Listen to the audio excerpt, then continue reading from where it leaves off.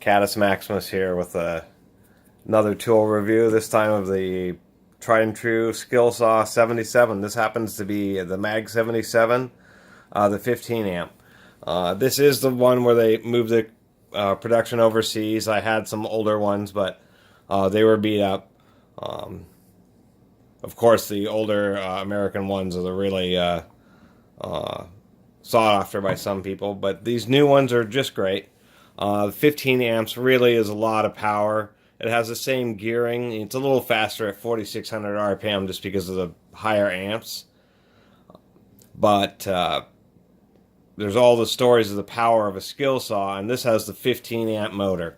And it really does power through. It's really a beast of a saw.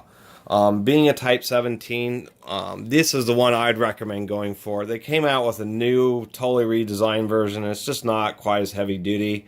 They reduced the gear ratio to like 5,500 RPM. So it does not have as much torque. I think, safety reasons or something like that. And modern thin kerf blades, they decided to make them spin faster. They're still really torquey, but having the 15 amps against, 4,500 RPM, this will just power through anything you need to. You can just, go full blade depth in the dry old white oak, or just multiple layers of just wet plywood, or just anything. It will turn the blade through anything. So you always have to be aware. Sometimes these will jump up if there's binding. This being a Type 17, has all the modern features, including the wide foot on the guard.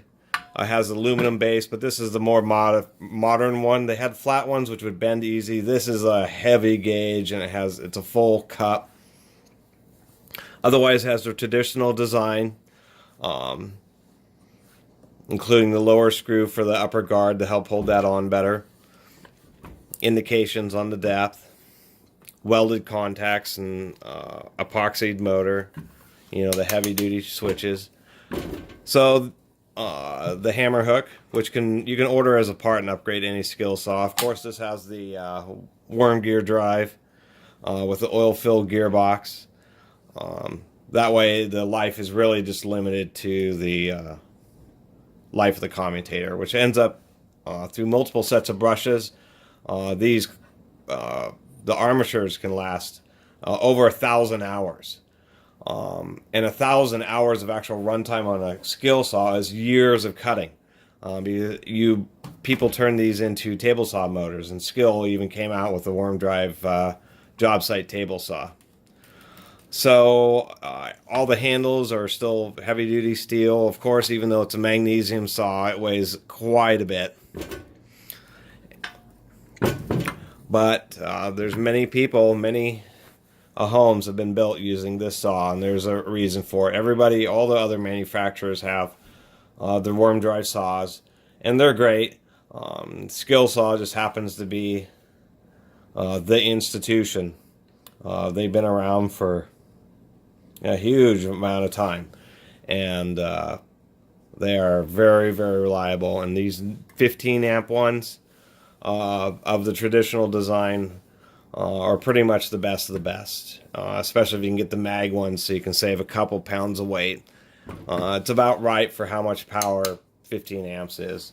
I can't say that enough, because it just doesn't even seem to slow down. It unfortunately does like to pop breakers, because that is quite a powerful motor. If you're running this on an extension cord, you really need a 10 gauge extension cord. A 12 gauge would be pushing it. Even at 50 feet, because of, this thing's drawing a couple thousand watts, as much as a big heater. Anyway, one last thing to mention about a worm drive saw over any kind of sidewinder saw is because you get the control, because the handle is further away from the blade, and a lot of people are right-handed. That's why the blade's on the left, so you can be off to the side and see your cut line. And because of the oil filled and the worm drive in particular, because worm gear teeth don't disengage and re-engage like traditional gear teeth. They're continuous and in an oil bath. it is really smooth. It is really surprisingly quiet just for the saw by itself. And there is an oil fill plug right here.